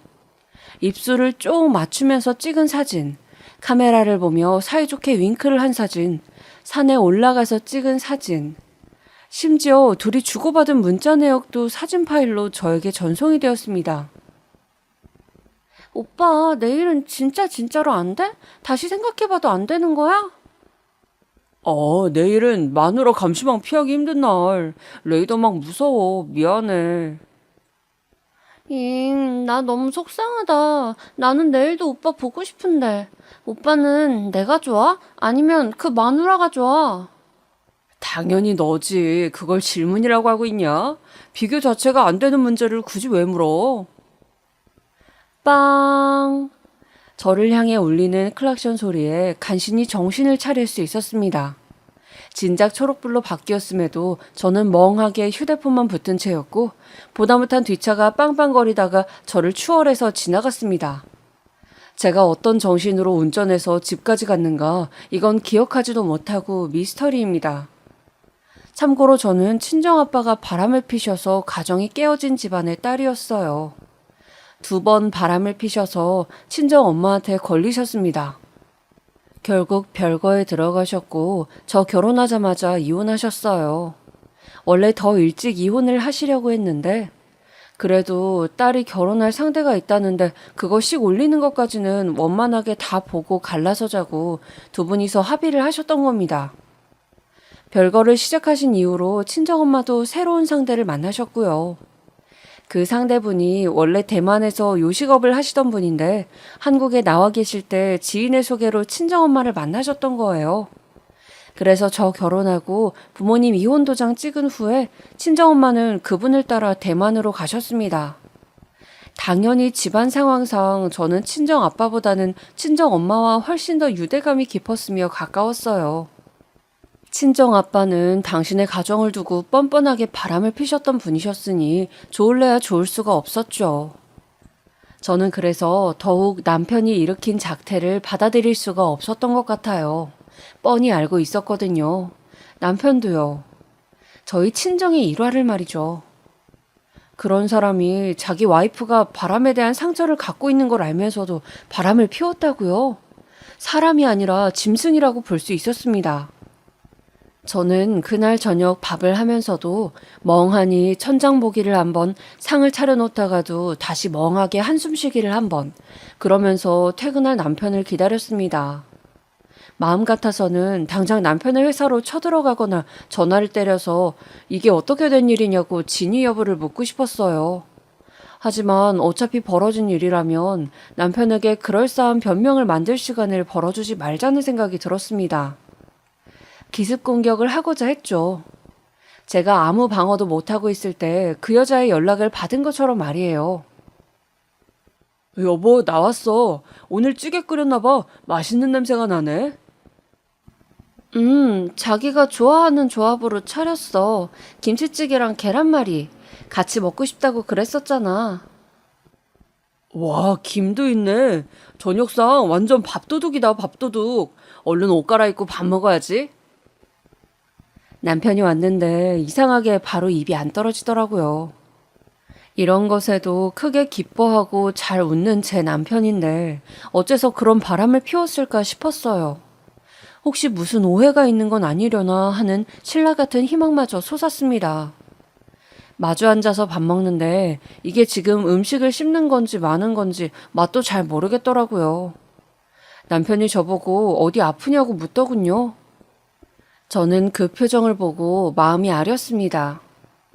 저희 남편 저보다 술이 참 약한 사람이었어요. 기본적으로 음주 가무를 즐기지 않는 스타일이었고요. 회사 일도 항상 바쁜 편이었고 그래서 믿었습니다. 제 남편은 바람을 필 군번이 안 되고 그럴 건덕지조차 없는 안전지대라고 말이에요. 제가 너무 머리가 아파서 숟가락 내려놓고 이마를 짚고 있으니까 뒷정리랑 설거지랑 다 자기가 하겠다고 안절부절하더라고요. 그러라 하고 저는 거실 소파에 앉아서 그냥 멍하게 있었습니다. 정리 다 끝낸 남편이 부엌에서 나오길래 이리 와보라고 그랬죠. 심호흡 한 번 하고 나서 제 휴대폰으로 도착한 그 만행들을 남편에게 들이밀었습니다. 아까 마트에서 저녁장 다 보고 나오는데 웬 여자한테서 연락이 왔어. 그런 것들을 나한테 보내오더라. 남편은 손으로 머리를 감싸주었고 저는 꿋꿋하게 말했어요. 말해. 지금 이것들 다 뭐야? 이 상황 내가 어떻게 받아들여야 하는 거야? 말해봐. 말을 해보라고. 그러자 남편이 제 앞에서 무릎을 꿇었어요. 그걸 보자마자 제가 간신히 쥐고 있던 이성의 끈도 떨어져 버렸죠. 울음이 부지불식간에 튀어나왔습니다. 정신 놓고 엉엉 울면서 제 앞에 무릎 꿇은 남편의 어깨를 마구 때렸습니다. 남편은 고개를 숙인 채 변명거리를 내놓았어요. 사실은 나 우리 미은이 떠나고 방황 많이 했었어. 그러다가 만난 여자야. 맑은 모습을 보면서 신선한 매력을 느꼈나 봐. 그래서 끌렸어. 그런데 그뿐이야. 그게 다야. 내가 미쳤던 것 같아. 미쳐서 한눈을 팔았어. 당연히 미친 거지. 제정신으론 못 그러지. 너만 우리 딸 잃었니? 나도 잃었어, 나도. 저는 그렇게 외치며 울부짖었습니다. 저희 부부에게는 딸이 있었습니다. 결혼 당시에 뱃속에 품고 있었던 생명이었죠. 그때가 임신 초기였네요. 세상에 태어난 지 얼마 안 되었을 때부터 저희 딸은 많이 아팠습니다. 아기가 아프니까 일상 자체가 안 돌아갔어요. 희망 고문으로 사람을 미치게 만들었던 시간이었죠. 아기가 모든 고난을 이겨내고 성장할 거란 희망을 버릴 수가 없었으니까요. 그러나 끝내 눈에 넣어도 안 아팠을 제 배로 낳은 딸 미윤이는 4살 생일을 꼭 일주일 앞두고 작은 별이 되었습니다. 생일날에 뭘 하면 좋을지 이미 계획을 다 세워놓은 상태였어요. 선물까지 준비해놨었고요. 미윤이가 고단하기만 했던 짧은 생을 마친 이후로 저도 정신이 빠져버렸습니다.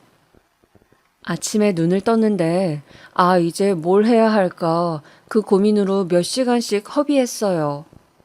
그런 인고의 과정을 겪으며 찾게 된 부부의 일상이었습니다. 그런데 어째서 남편은 저랑 똑같이 힘들었는데 왜 남편은 그걸 불륜으로 다른 여자를 만나면서 고통을 이겨냈다는 겁니까? 나는 너를 배신한 적은 없어, 맹세코. 그 여자는 나에게 잠시 스쳐 불어가는 바람이야. 지나가면 끝인 아무것도 남지 않는 잠깐의 바람이야. 남편이 제 앞에서 눈물을 보이며 호소했습니다. 제가 전혀 눈치채지 못하게 바람을 피운 것만으로도 피가 거꾸로 솟는데 배신한 적이 없다고 말하면 저는 뭐 어쩌란 말인가요? 그날은 진짜 머리가 너무 아파서 남편하고 더 이상 말하고 싶지 않다고 했습니다. 정말 머리가 깨질 지경이더라고요. 거듭 저에게 용서를 빌던 남편은 안방에 안 들어오고 거실 소파에서 잤고요.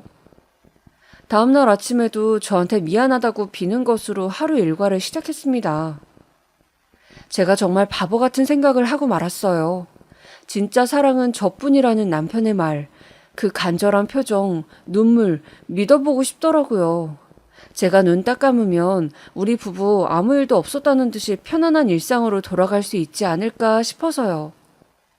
저만 보면 잘못했다고 용서를 구하는 남편을 볼 때마다 그런 바보 같은 생각이 저를 집어삼켰습니다. 저랑 오빠는 진심으로 사랑하고 있어요. 오빠를 놔주시면 안 될까요? 껍데기뿐인 결혼 생활 유지해봤자 비참해지기만 할 뿐이에요. 그 여자, 정신 나간 상간녀가 보내온 문자들을 보면 기도 안 찼죠. 남편한테 물어보니까 상간녀가 독단적으로 저한테 둘 관계를 폭로한 거래요. 남편은 저한테 둘 관계를 밝힐 생각 따윈 없었다고 합니다. 남편은 확실히 상간녀를 정리할 거라고 했고 저는 상간녀의 번호를 아예 차단했어요. 자꾸 연락이 오는 게 짜증이 났습니다. 남편은 그 후로 제 눈치를 살살 보면서 지냈고요. 저는 그렇게 흐지부지 상간녀가 터뜨린 남편의 불륜 사건이 막을 내리는 거라고 짐작을 했었습니다. 하지만 진짜는 바로 그때부터였어요. 그날따라 불길하게 들렸던 띵동 소리가 저에게 무언의 신호를 주었던 건가 봅니다. 시어머니께서 불시에 찾아오셨더라고요. 이상하게 기분이 싸해져서 문을 열어드렸어요. 어머니, 연락도 없이 불쑥 어쩐 일이세요? 어쩐 일이기는 너 있을 시간인 거 내가 귀신같이 알고 와봤다. 거기 정수기에서 냉수 한 잔 받아와라.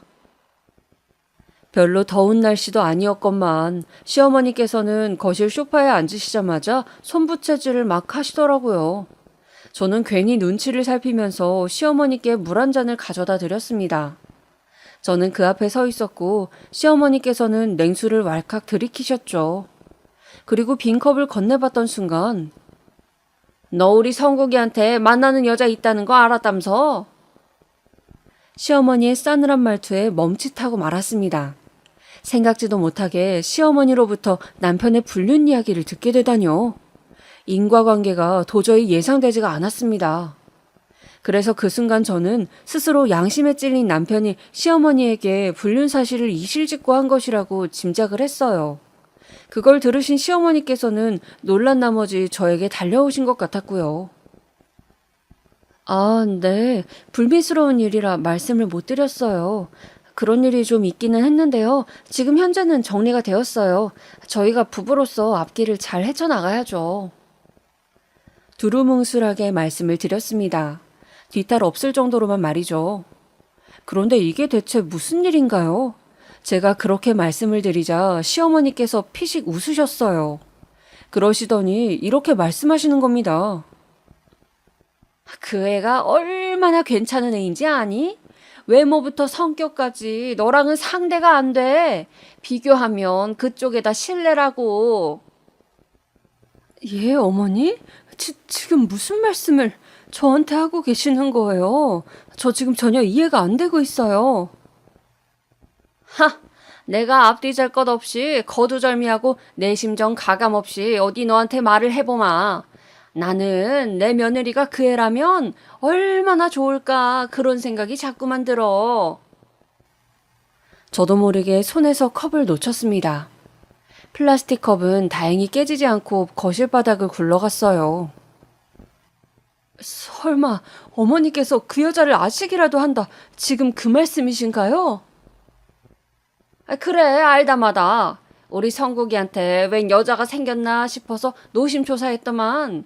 아니 이게 웬걸? 떨어뜨려야 할 혹이 아니라 복주머니가 따로 없더구나.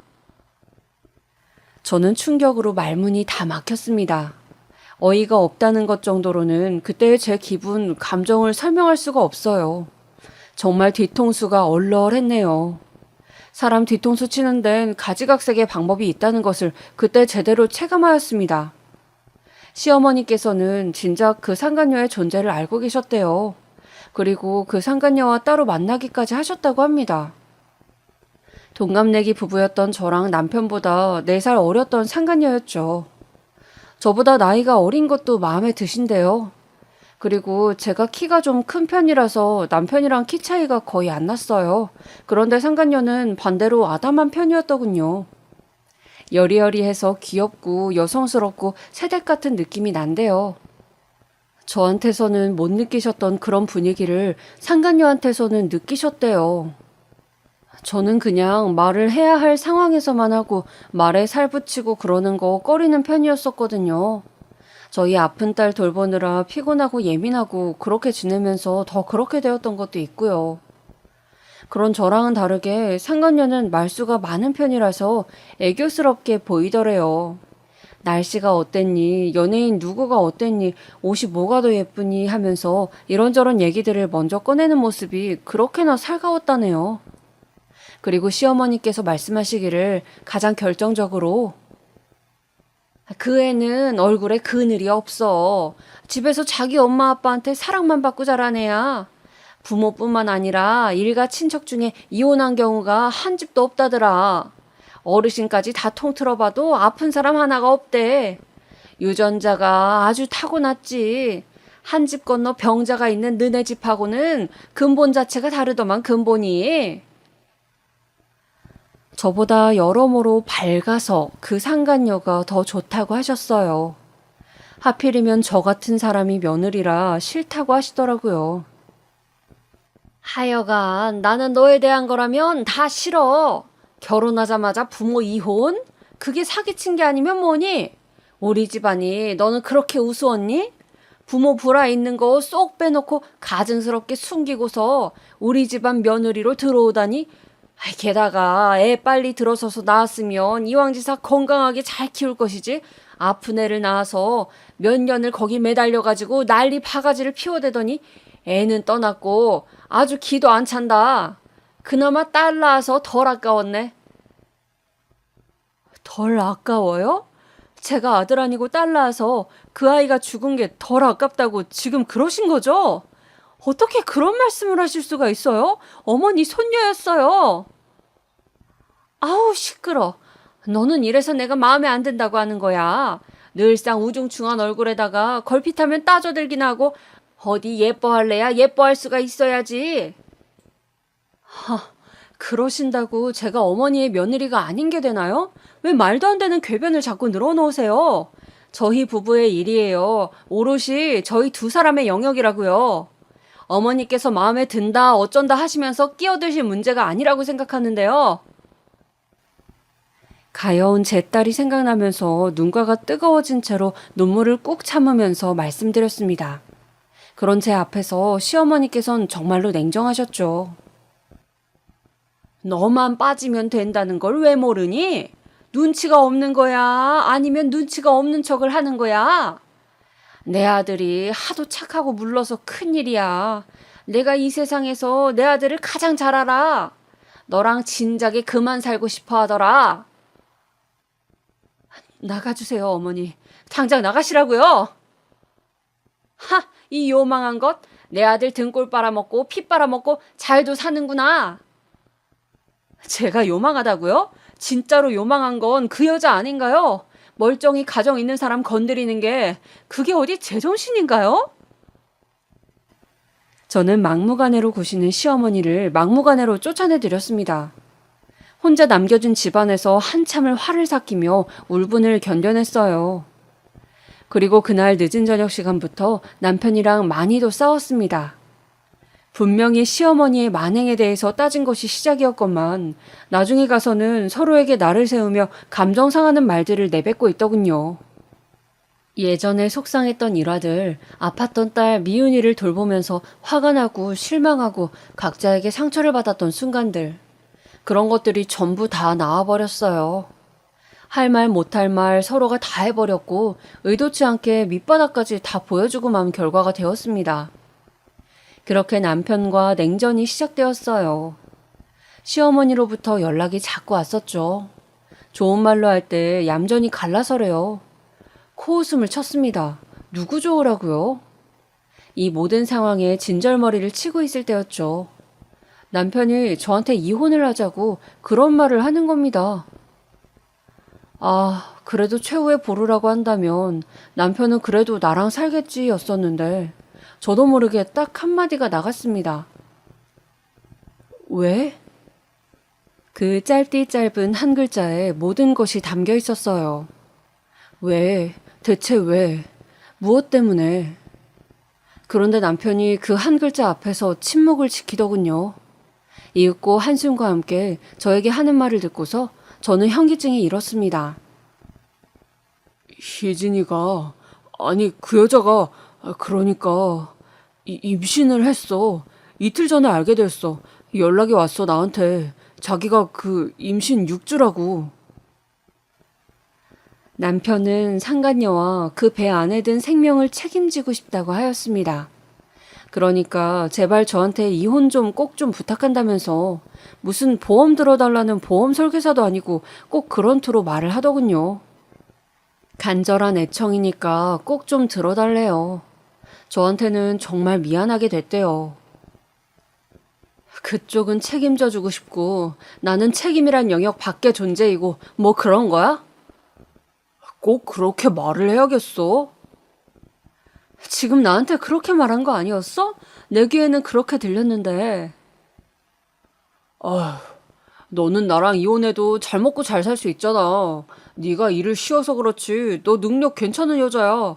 사회생활도 잘하고 먼저 간 우리 미윤이한테도 좋은 엄마였고. 그런데 내 아이를 임신한 그 여자는 사정이 달라. 달라? 뭐가 다른데?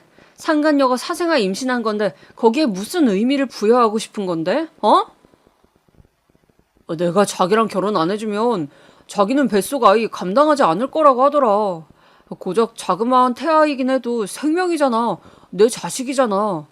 어떻게 책임지지 않을 수가 있겠어. 나는 그 생명을 지켜주고 싶어. 너무 기가 막혀서 제 혀가 굳어버리더라고요. 어처구니가 없어서 더 대꾸를 안 하고 가만히 남편을 쳐다봐 주었습니다. 남편은 말을 할까 말까 한참을 망설이는 것처럼 입술을 달싹거리더니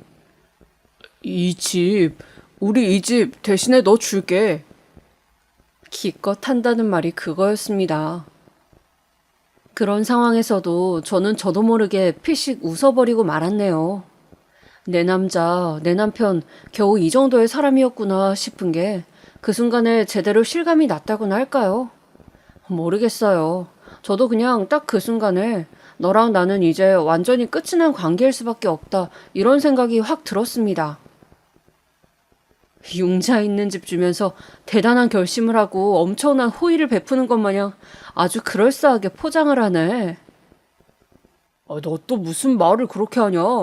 지금 내가 너에게 해줄 수 있는 최선이 그거라서 그래서 그거라도 해주겠다는 거잖아. 모르겠어? 유책 배우자 주제에 자꾸 자기 자신을 무슨 뒤늦게 세계의 사랑을 하느라 비운의 남자 주인공이 된 것처럼 그렇게 포장하지 마. 솔직히 보기 역겹고 진짜 속이 거북해져. 남편이 할 말을 잃고 멍청하게 저를 바라보더군요. 저는 제 눈앞에 있는 존재에게 애써 남겨두었던 정이라는 이름의 감정마저 싸늘히 식은 다음 증발해버리는 것 같은 감각을 느꼈습니다. 차라리 솔직해져 봐. 내가 질렸다고. 그 여자 몰래 만나는 동안 짜릿해 죽는 줄 알았다고. 어머니랑 셋이 같이 편먹고 다 우롱한 거라고. 그냥 가감없이 말이나 어디 한번 해보란 말이야. 하, 정말 웃겨. 나를 배신한 적 없다고 그 주둥이로 개소리를 짓거렸을 때부터 네가 이런 위선자인 것을 내가 알아봤어야 했는데. 조금이라도 믿고 싶어서 내가 혼자 발버둥 치고 있었네. 너는 나 보면서 내 꼴이 우스웠겠다? 희망 고문으로 허덕이는 나 보면서 그동안 많이 즐거웠니? 저는 울지도 않았고 화를 내지도 않았습니다. 감정이 식어버린 상대에게 그 어떤 감정도 쏟아붓고 싶지 않다는 생각 때문이었을 것 같네요. 남편은 모멸감을 느꼈던 표정으로 입을 꾹 다물더군요. 정말로 모멸감을 느낀 건 제 쪽이었는데 끝까지 자기는 어쩔 수 없이 상간녀에게 가야 하는 비련의 남자인 척하는 게 우스웠습니다. 그 모습이 너무나도 가증스러웠어요. 오죽하면 제가 그 순간에 내 예쁜 딸이 자기 아빠가 저런 추악한 면모를 가진 사람인 걸 알아서 그 밑에서 크기 싫어서 하늘나라로 먼저 떠났던 거구나. 그런 생각까지 했더라 이 말입니다. 남편에게 오만정이 다 떨어질 대로 떨어져서 이혼하기로 저도 결정을 내렸습니다. 그냥 이혼해주지 말까? 이혼해줄 듯 말 듯 하면서 시간을 끌고 그 상간녀의 아이를 사생아로 만들어버릴까? 어쩌면 아빠 없는 아이로 평생을 살게 할 수도 있겠지. 사실 이런 생각도 안 해본 것은 아니었습니다. 내가 누구 좋으라고 이혼을 해줘야 하나? 이런 생각이 분명하게 있었고요. 그런데 제 앞으로의 인생, 제 시간을 갉아먹고 싶지 않았어요. 배신감으로 시간이 갈수록 추악해지면서 증오만 남은 저의 모습을 상상해보니까 좋지 않더라고요. 그래서 이혼 절차를 밟기로 했던 거예요. 우선은 집부터 받아냈습니다. 그게 먼저였으니까요. 그걸 준다고 또 덥석 받겠다고 했니? 지금까지 지가 내 아들한테 해준 게 뭐가 있다고? 오만 피해나 끼쳤지. 우라질 것이 아주 끝까지 거지 같구나. 거지 근성이 천성이 박혀 있어. 시어머니께서 저에게 그러셨을 때 저는 그냥 힘 빠진 웃음만 지어 보였습니다. 어차피 저는 집을 받아낼 작정이었고 그렇지 않으면 남편이 원하는 이혼은 없는 것이었으니까요. 시어머니께서 그러셔봤자 달라질 것은 없었죠. 어머니, 별별 사안에 열과 성을 쏟으시는 모습 정말 한결같으시네요. 앞으로도 그렇게 쭉 사세요. 비록 긴 기간은 아니었으나 어머니의 며느리로 사는 동안 참 기분 더러울 때 많았습니다. 건강하시길 바랄게요. 저는 낯빛 하나 안 바꾸고 되려 온화하기까지 한 표정과 말투로 시어머니께 인사를 드렸어요. 그랬더니 시어머니 표정이 아주 볼만하게 변하더군요. 이거 말하는 꼬라지 봐라. 맹랑하고 되바라진 것 같으니 너 같은 것을 내 며느리로 들인 게 내 인생 최악의 실수이고 선택이었다. 얼마나 능력이 없으면 이 집을 바득바득 우겨서 받아내려고 할까. 이 집을 못 가지면 먹고 살 능력 하나가 없는 게지. 하여간에 기생충 아니랄까 봐. 어머니, 제가 미운이 아픈 것 때문에 일을 놓게 돼서 그랬던 것뿐이지. 저 나름 직장에서 잘 나가던 사람이었어요. 어머니께서도 그 사실은 잘 알고 계실 텐데요. 그거 언제적 이야기를 들먹이고 있어. 너 이혼하고 어디 무슨 일 하면서 사는지 내가 한번 보자. 분명히 무슨 변변치 않은 아르바이트 같은 거나 한다고 그러겠지. 뻔해. 빈정거리시는 시어머니 앞에서 저는 이 이혼으로 눈앞의 존재를 안 보고 살아도 된다는 커다란 위안 한 가지를 얻을 수 있었습니다. 이혼하면서 속이 꽤 쓰렸었는데 시어머니와의 관계를 끊어낸다는 사실이 행복하게 다가와서 그것만은 참 좋더군요. 그렇게 결혼했던 당시에만 해도 상상조차 할 수 없었던 모습으로 저희 부부는 이혼을 하여 관계에 종지부를 찍었습니다. 너는 우리의 끝이 이렇게 추악할 거라고 생각해 본 적이 있어? 나는 없어. 마지막 인사는 그것이었습니다. 제가 그렇게 말을 했을 때 전 남편은 미안하다는 소리를 웅얼거리면서 제 눈을 피했습니다. 그게 마지막 대면이었죠. 저는 이혼 후에 우선 그 집부터 처분하고자 했습니다. 더 이상 그 집에서 오래오래 살고 싶다는 생각이 안 들었거든요. 그 집을 처분하고 저 혼자 편히 지낼 수 있는 아담하고도 아늑한 집을 따로 구했습니다. 조금의 지체나 망설임도 없이 속전속결로 움직였어요. 저는 새로운 집에서 저만의 생활에 적응을 해나가면서 일을 구했습니다. 갑자기 직장 생활을 하면 그 나름의 진통을 겪을 것으로 예상이 돼서 간단한 일부터 시작을 하기로 했어요. 저랑 오래 알고 지냈던 분께서 작은 사무실을 차리셨는데 일감을 저에게 일부 나누어 주셨죠. 다사다난한 과정을 겪긴 했으나 혼자 지내는 것도 조용하고 마음 편하고 은근히 괜찮더라고요. 저는 솔직히 제가 술에 취해서 지내게 되면 어쩌나 하는 걱정을 해본 적이 있었어요.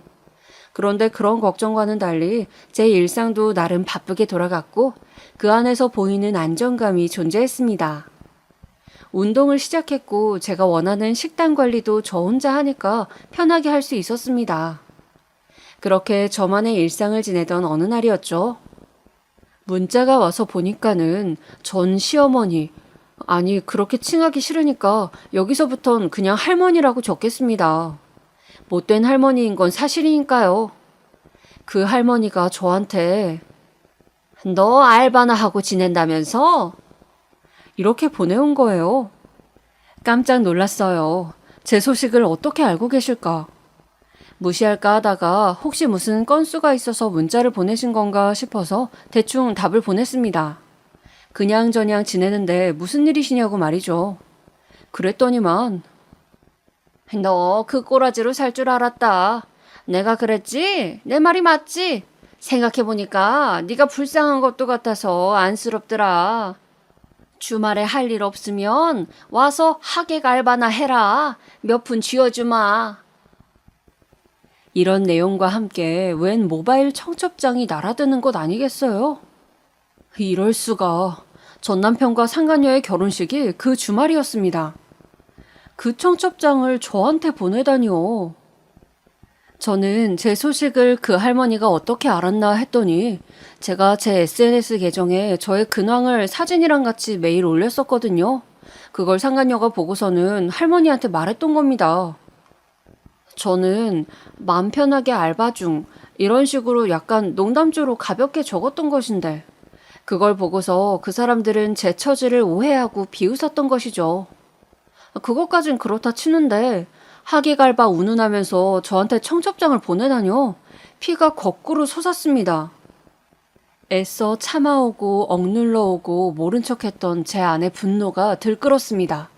복수를 다짐했어요.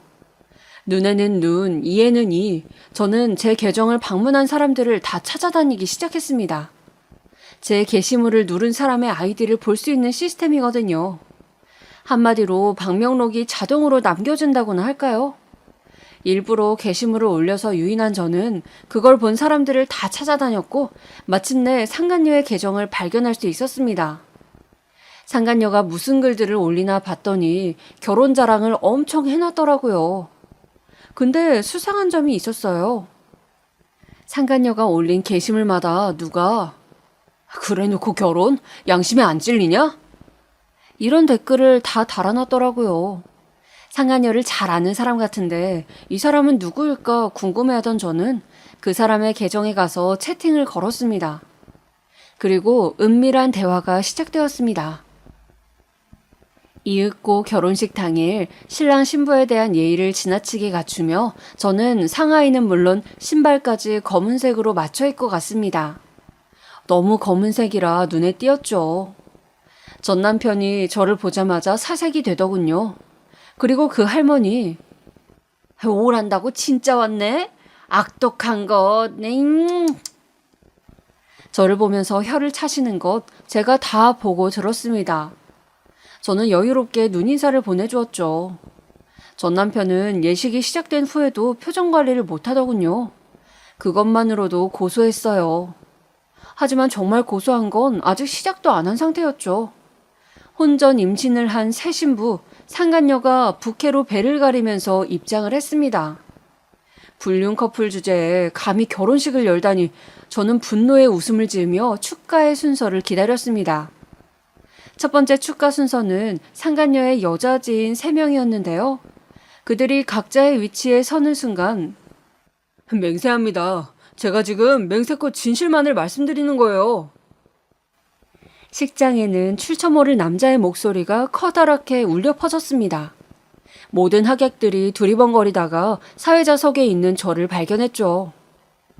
결혼식의 사회를 맡은 전 남편의 지인은 제 부탁에 따라 자리를 비킨 뒤였습니다.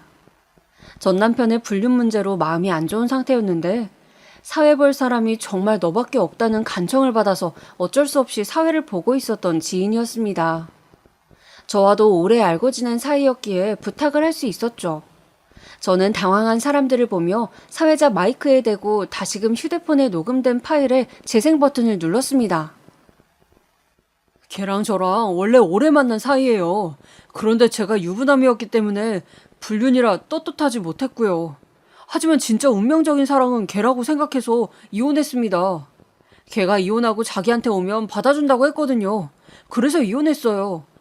그런데 자기는 이미 결혼할 남자가 있다고 하더라고요. 저랑 만나면서 양다리를 걸쳤던 거였죠. 웃긴 건 그 상대도 유부남이었다는 거예요. 걔는 저를 이혼시킨 것처럼 그 남자도 이혼을 시켰습니다. 임신을 무기로 말이에요. 그 목소리의 주인은 상간녀가 올린 게시물마다 댓글을 남겼던 사람이었습니다. 제가 따로 통화를 하자고 했고 내용을 녹음해 놨었던 거예요. 엄청난 사실을 알아버렸으니까요. 이제 제가 알게 된 내용을 식장의 모든 사람들이 알게 되었고 상간녀는 배를 가리는 것도 잊은 채 부케를 쥔 손을 아래로 떨구었습니다. 표정이 넉나가 있었어요. 엄청난 돌발 상황에 분노한 할머니가 자리에서 벌떡 일어났을 때였습니다. 가장 중요한 대목이 녹음본에서 흘러나왔어요. 제가 진짜 확신을 가지고 말씀드리는 건데요. 걔가 임신한 애 제 아이입니다. 결혼한다는 그 남자가 아니라 제 아이라고요. 식장에 비명소리가 터져나왔습니다. 축가를 부르러 나왔던 상간녀의 지인들은 혐오스럽단 눈길을 던지며 황급히 자리를 피했습니다. 그 모습을 보고 하객들도 저마다 자리에서 일어나서 술렁거렸고요. 할머니가 뒷목 잡고 쓰러지자마자 저는 휴대폰을 주머니에 넣고 유유히 걸음을 옮겼습니다. 식장 밖으로 나가는 길에 저거 잡아! 하는 목소리가 들렸는데 상간녀 가족 같더라고요. 그런데 사회를 봤던 지인이랑 전 남편과의 어쩔 수 없는 이해관계 때문에 참석했던 사람들이 제가 바로 빠져나갈 수 있도록 도움을 주었습니다. 다들 저랑 안면이 있는 사람들이었으니까요. 그 상황에서 제가 할 수 있는 거라곤 도와줘서 고맙다는 눈인사를 그 사람들에게 남겨주는 것밖엔 없었네요. 그중 한 사람에게서 그날 저녁에 문자를 받았어요. 결혼식 완전히 망했고 난리도 아니었다고 말이죠. 여차저차 과정이 또 있긴 했는데 결론만 말씀드리면 저는 결혼식을 망친 대가를 치르진 않았고요. 무탈했습니다. 그리고 전 남편과 상간녀는 우선 같이 살았습니다. 혼인신고 없이요. 결국 그 뱃속의 아이는 정말로 딴 남자의 핏줄이었다는 걸로 나중에 밝혀져서 갈라섰어요. 전 남편이 술에 취해서 혀가 잔뜩 꼬인 채로 엉엉 울면서 저한테 미안하다고 잘못했다고 빈 적도 있었고요. 그 할머니가 저를 불시에 찾아와서는 제 앞에서 무릎을 꿇은 적도 있었습니다. 일이 이렇게 될 줄 내가 알았겠니? 상상조차 못했으니 내가 그랬겠지. 그 상황에서도 왜 본인의 억울함을 주장하셨는진 모르겠네요. 어쨌든 요즘은 전 남편이 저를 그리워하고 있으니까 제가 다시 받아주면 안 되냐는 것이었습니다. 그 앞에서 제가 그랬죠. 누구시죠?